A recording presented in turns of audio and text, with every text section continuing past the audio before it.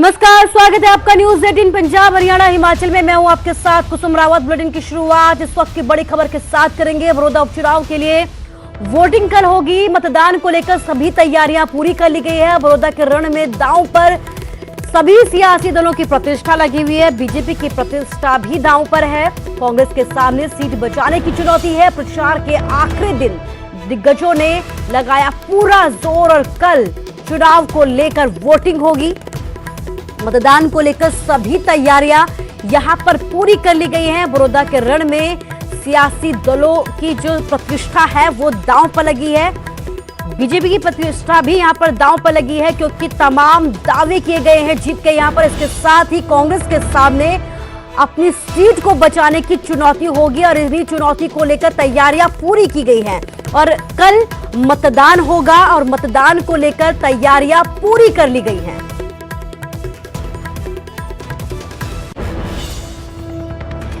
नितिन अंतिल हमारे संवाददाता सोनीपत से हमारे साथ लाइव जुड़ गए हैं। नितिन, कल चुनाव होना है, कैसी तैयारी और किस तरीके का माहौल अभी देखा जा रहा है वहां पर? जी बिल्कुल, जिस तरह से बड़ौदा उपचुनाव एक चुनाव ही नहीं है, बीजेपी, जेजेपी या कांग्रेस की प्रतिष्ठा दांव पर लगी हुई है। क्योंकि अगर जब हम वहां पर गए और वहां पर घूमे तो उम्मीदवारों को कम जान रहे थे। यहां तक कि जो बड़े नेता हैं, चाहे कांग्रेस के भूपेंद्र सिंह हुड्डा और दीपेंद्र ने कमान संभाली, तो दूसरी तरफ जो बीजेपी पार्टी की बात कर ली जाए तो खुद मुख्यमंत्री और वहां पर जो मंत्रियों की ड्यूटी लगाई गई, तो कहीं ना कहीं बीजेपी और कांग्रेस के बीच ही फाइट देखने को मिल रही है। वहीं इनेलो का इससे पहले यहां पर जो कांग्रेस के 3 योजनाओं से पहले यहां पर एमएलए था, तो इनेलो का प्रभाव वहां पर देखने को मिल रहा था। और ओम प्रकाश चौटाला बहुत दिनों के बाद जो एक रथ लेकर निकले और बड़ौदा के गांव गए और लोगों से वोट देने की अपील की है। लेकिन राजकुमार सैनी और जो राजभर सिंह चौटाला की इनेलो की पार्टी समीकरण जरूर बिगाड़ रही है। लेकिन बड़ौदा में देखा जाए तो विकास का मुद्दा एक तरफ रखा गया और जातीय समीकरण पर ही पूरा फोकस किया गया, जिसके बाद अब जो माहौल देखने को ये मिल रहा है कि जो लोग हैं वो उम्मीदवारों को कम जान रहे हैं और ये जो कांग्रेस की बात करें तो दीपेंद्र और भूपेंद्र को ज्यादा जान रहे हैं। जी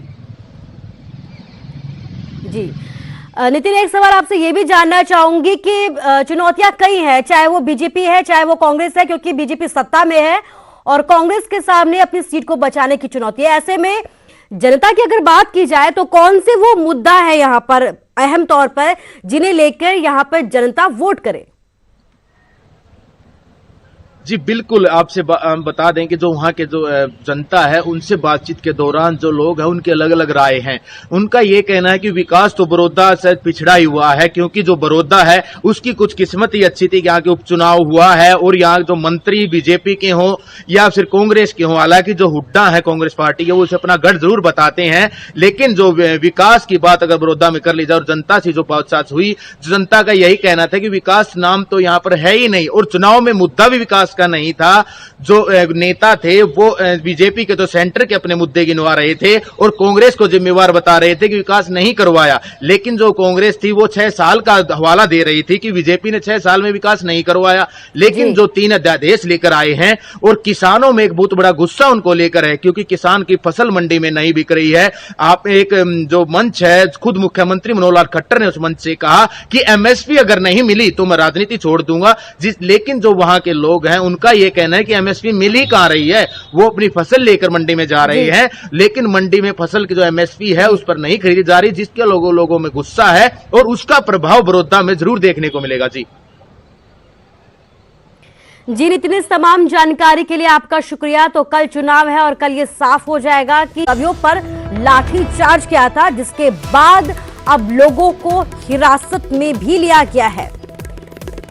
निकिता हत्याकांड में हुए बवाल के बाद पुलिस की तरफ से ये कार्रवाई की गई है, जिसमें 30 लोगों को पुलिस की तरफ से हिरासत में लिया गया है। आपको बता दें कि रविवार के दिन इस पूरे मामले को लेकर महापंचायत हुई थी, लेकिन इसी महापंचायत के दौरान कुछ लोगों ने हाईवे को जाम कर दिया और इसी हाईवे जाम को हटाने के लिए जब पुलिस ने मोर्चा संभाला तो कुछ लोगों ने यहां पर बवाल काट दिया, पुलिस के ऊपर पथराव किया और इसी पथराव को हटाने के लिए, इस भीड़ को काबू करने के लिए पुलिस की तरफ से ये दलील दी गई है कि पुलिस ने यहां पर लाठीचार्ज किया है, माहौल को शांत करने की यहां पर कोशिश की है।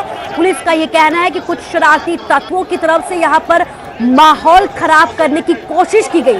4 तस्वीरें बल्लभगढ़ में हुए बवाल की हम आपको दिखा रहे हैं, जहां पर आप देख सकते हैं कि किस तरीके से पहले महापंचायत के बाद दिल्ली आगरा हाईवे को जाम किया गया।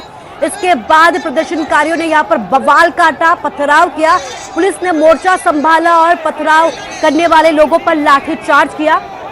तो महापंचायत के बाद ये पूरा हंगामा हुआ है और हंगामे की 4 तस्वीरें आपके सामने, जिसमें आप देख सकते हैं कि किस तरीके से वहां पर पहले इस पूरे मसले को लेकर महापंचायत होती है और इसी महापंचायत के दौरान बीच में कुछ लोग उठकर दिल्ली और आगरा हाईवे को जाम कर देते हैं, हंगामा करते हैं, बवाल काटते हैं। इस बीच जब पुलिस ने मोर्चा संभाला तो पुलिस की तरफ पथराव भी किया गया और इस बीच पुलिस ने भीड़ को काबू करने के लिए यहां पर लाठी चार्ज भी किया और अब इस पूरे मामले पर 30 लोगों को हिरासत में ले लिया गया है।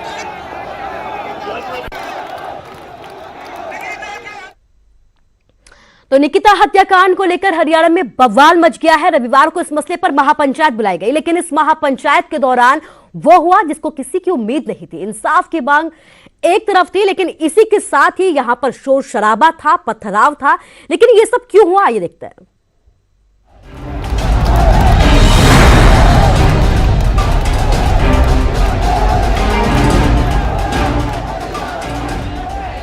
हर तरफ शोर, हर तरफ हंगामा, हर तरफ बस एक ही आवाज, निकिता को इंसाफ दो, दरिंदों को फांसी दो।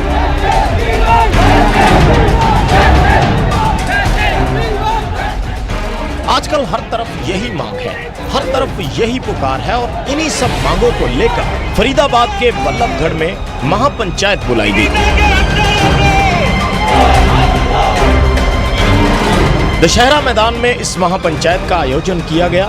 महापंचायत में आए लोगों ने पीड़ित परिवार के लिए आर्थिक मदद और आरोपियों को जल्द से जल्द फांसी पर चढ़ाने की मांग की। बच्ची के दुख से दुख है, तो आप आके अंदर बैठिए। महापंचायत के बीच ही कुछ लोगों ने बाहर निकलकर फरीदाबाद बल्लभगढ़ हाईवे जाम कर दिया और धीरे धीरे भीड़ उग्र हो गई।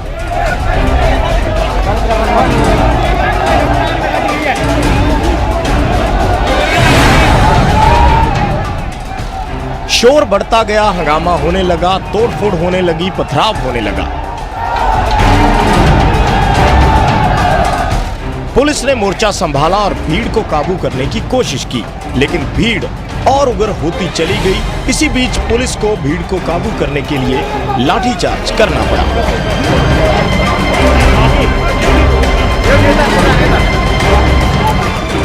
पुलिस की दलील है कि काफी देर तक भीड़ को काबू करने की कोशिश की गई, लोगों को समझाने की कोशिश की गई, लेकिन जब लोग नहीं माने तो पुलिस को मजबूरन लाठीचार्ज का सहारा लेना पड़ा।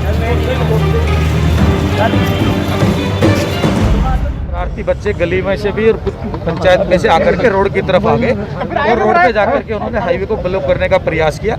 समय रहते पुलिस व्यवस्था पहले लगी हुई थी और उनको वहां से खदेड़ दिया गया। गाड़ियों के पत्थर की कोई सूचना नहीं है। उन लोगों ने एक ट्रैक्टर ट्रॉली में पत्थर थे, वहाँ पर उन्होंने फेंके हैं पत्थर और उनको वहाँ से खदेड़ दिया गया। कुछ लोगों को राउंड अप भी किया गया। पुलिस वालों को भी चोट लगी है? पुलिस वालों को भी चोट लगी? अभी तक पुलिस के वालों से मेरा इंटरेक्शन नहीं हुआ। सभी आपके सामने अभी हम लोग ड्यूटी पे काम कर ही रहे हैं चारों तरफ, तो अभी ऐसा कुछ पता लगता है तो आपसे शेयर किया। फिलहाल पुलिस ने हाईवे पूरी तरह से खाली करा दिया है। महापंचायत को लेकर डीसीपी सुमेर सिंह ने कहा कि उन्हें इस तरह के महापंचायत की अनुमति नहीं दी गई थी। हमने उनसे कहा था कि कोई भी लोग इकट्ठा नहीं होंगे। सभी शरारती तत्वों की पहचान की जा रही है। इन्हीं लोगों ने सड़क जाम कर माहौल खराब करने की कोशिश की। इन सभी के खिलाफ कानूनी कार्रवाई की प्रक्रिया शुरू कर दी गई है।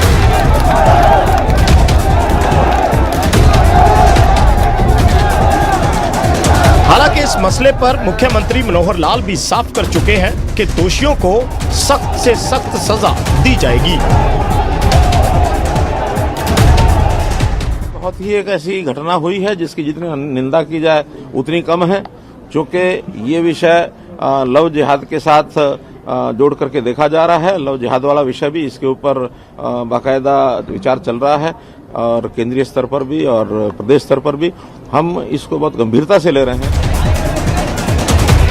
गौरतलब है कि फरीदाबाद जिले के बल्लभगढ़ में सोमवार को पेपर देकर लौट रही बीकॉम 3rd ईयर की छात्रा निकिता की गोली मारकर हत्या कर दी गई थी। कत्ल का आरोप नूंह से कांग्रेस विधायक आफताब अहमद के चचेरे भाई तौसिफ पर लगे हैं। तौसिफ ने पुलिस हिरासत में स्वीकार किया कि उसने निकिता की हत्या की योजना वेब सीरीज मिर्जापुर देखने के बाद बनाई थी। दरअसल तौसिफ निकिता से शादी करना चाहता था, इसीलिए वह कॉलेज के बाहर निकिता को ले जाने के लिए इंतजार कर रहा था। जैसे ही निकिता कॉलेज से बाहर आई, तौसिफ उसे जबरन कार में बिठाने लगा, लेकिन निकिता ने इनकार करते हुए विरोध किया। इसके बाद आरोपी ने निकिता को गोली मारी और उसकी हत्या कर दी।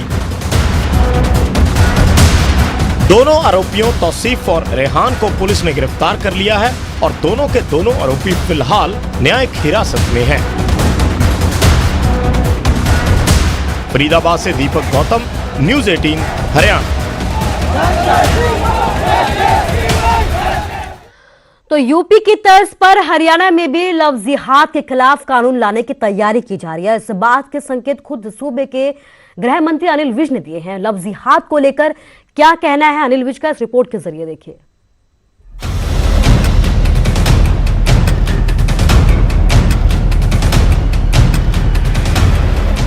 हरियाणा में अब नया कानून लागू होगा। प्रदेश सरकार ने यह फैसला लिया है कि अब प्रदेश में लव जिहाद का नया कानून लाया जाएगा। इसके लिए सरकार पूरी तरह से तैयारी में है और इस मुद्दे पर विचार चल रहा है।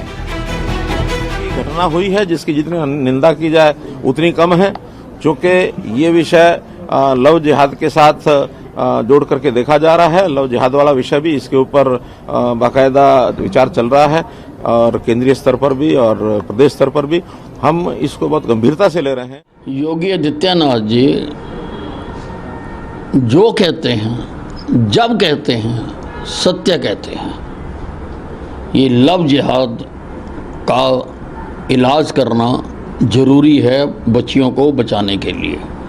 अगर इसके लिए कानून बनाना पड़े तो, कुछ और करना पड़े तो किया जाना आवश्यक है।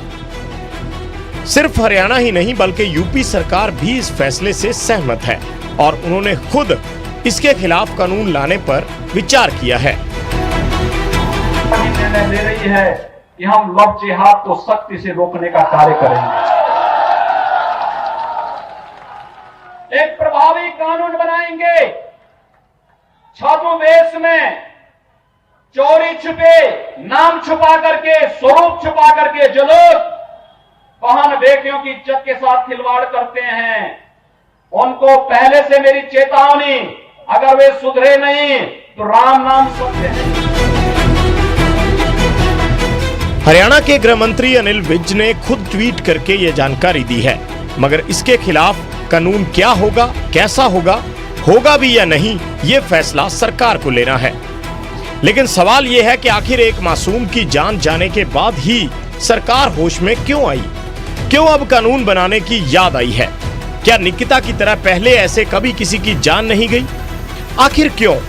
क्या सिर्फ मंत्रियों के बयानों से ही कानून व्यवस्था बदल जाएगी, हर समस्या सुलझ जाएगी, या फिर कानून भी वाकई में आएगा? अगर आएगा तो फिर कैसा? Bureau report, news 18 Haryana. नवंबर का महीना आते ही घाटी में अब सर्दियों ने अपनी दस्तक दे दी है। बात मनाली की करें तो पर्यटन नगरी मनाली में ठंड बढ़ने लगी है। ऊपरी इलाकों और में बर्फबारी का दौर भी शुरू हो गया है। बीते कल भी रोहतांग दर्रे पर हल्की बर्फबारी हुई। लाहौल स्पीति पूरी तरफ से बर्फ की सफेद चादर से ढक गया। पहाड़ों पर हो रही बर्फबारी से निचले इलाकों में ठंड भी बढ़ने लगी है। बर्फबारी से सुबह और शाम के समय तापमान में गिरावट देखी जा रही है। अचानक हुई बर्फबारी ने लोगों को गर्म कपड़े निकालने पर मजबूर कर दिया है। हल्की बर्फबारी से पर्यटन कारोबार से जुड़े लोगों के चेहरे भी खिल गए हैं और अब उम्मीद जताई जा रही है कि इस बर्फबारी से मनाली में पर्यटकों की संख्या में इजाफा होगा और उनका पर्यटन कारोबार अच्छा चलेगा। ऑटम के चक्र में तो खासकर रोहतांग पास जनजातीय क्षेत्र जैसे लाहौल स्पीति किन्नौर में काफ़ी बर्फ हुई है, थोड़ी बर्फ हुई। तो अभी उम्मीद करते हैं कि और सुबह शाम का अच्छी सी कड़ाके की ठंड हो चुकी है और हम उम्मीद करेंगे कि आगे आने वाले दिनों में और अच्छी बर्फ होगी तो और अच्छा हमारा टूरिज्म बढ़ेगा। आप मेरी क्लोथिंग ही देख सकते हैं क्योंकि अब डबल पहन के बैठा हूँ। तो सुबह शाम तो दिन का टाइम है, सुबह शाम तो अच्छी खासी ठंड है और अभी सुबह शाम तो मेरे ख्याल से 2-3 दिन में 0 डिग्री जाएगा और टेम्परेचर आइस बन जाएगा। सोहना और करनाल में रफ्तार का कहर देखने को मिला। सोहना में 3 व्हीलर और कार के में आमने सामने टक्कर हो गई, लेकिन इससे पहले हमने आपको पर्यटन नगरी में जो बर्फबारी है उसकी तस्वीरें दिखाई कि किस तरीके से वहां पर मौसम सुहावना हो गया है और किस तरीके से मौसम ने करवट बदली है। हमारे संवाददाता सचिन हमारे साथ लाइव जुड़ गया। सचिन, आपसे ये जानना चाहूंगी कि आप मनाली में इस वक्त हैं, कैसा मौसम वहां पर है?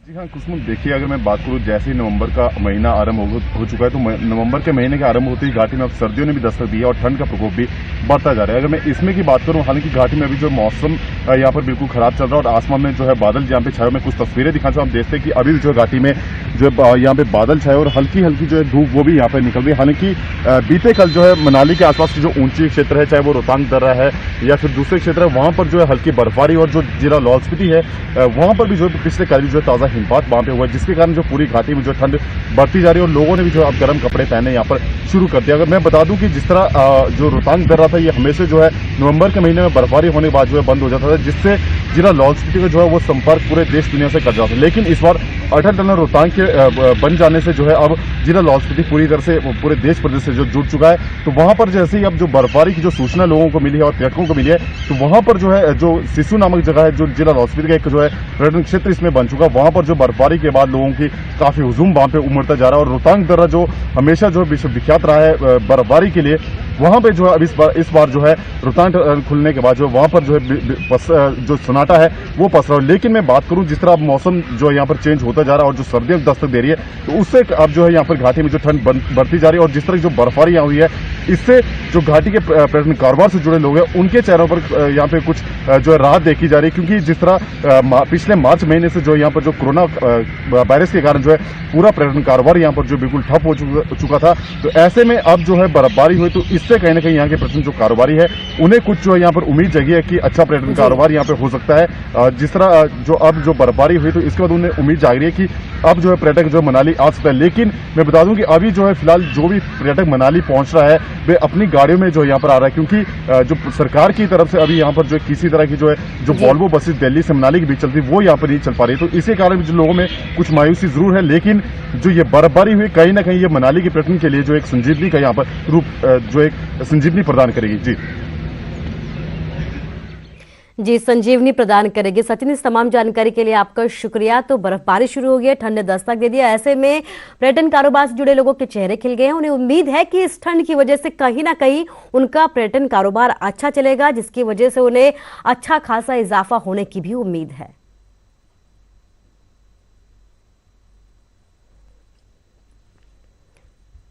और इसके साथ ही हम आपको रफ्तार के कहर की खबर भी बता रहे थे, जिसमें सोहना और करनाल में रफ्तार का कहर देखने को मिला है। सोहना में 3 व्हीलर और कार की आमने सामने टक्कर हो गई और इस हादसे में 2 लोगों ने मौके पर ही दम तोड़ दिया, जबकि 10 लोग गंभीर रूप से घायल हो गए हैं। हादसे के बाद कार चालक मौके से फरार हो गया। वहीं पुलिस ने घायलों को सोहना के नागरिक अस्पताल में भर्ती करवाया, जहां से सभी को गुरुग्राम में रेफर कर दिया गया है। हादसे की दूसरी तस्वीर आपको करनाल की दिखा रहे हैं, जहां पर नेशनल हाईवे पर एक ट्रक पलट गया। बताया यह जा रहा है कि टायर फटने की वजह से ट्रक का संतुलन बिगड़ गया। ट्रक में टाइल और सीमेंट लदी हुई थी। हादसे के बाद नेशनल हाईवे पर जाम जैसे हालात बन गए। हालांकि ट्रैफिक पुलिस ने क्रेन के जरिए ट्रक को सड़क किनारे लगाया, जिसके बाद ट्रैफिक पूरी तरह से बहाल किया गया।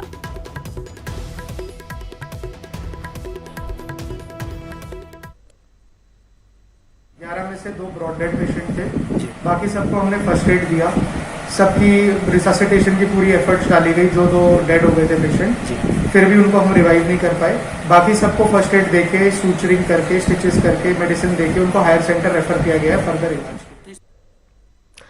और फिलहाल के लिए इस बुलेटिन में बस इतना ही, लेकिन अपना ख्याल रखिए। नमस्कार।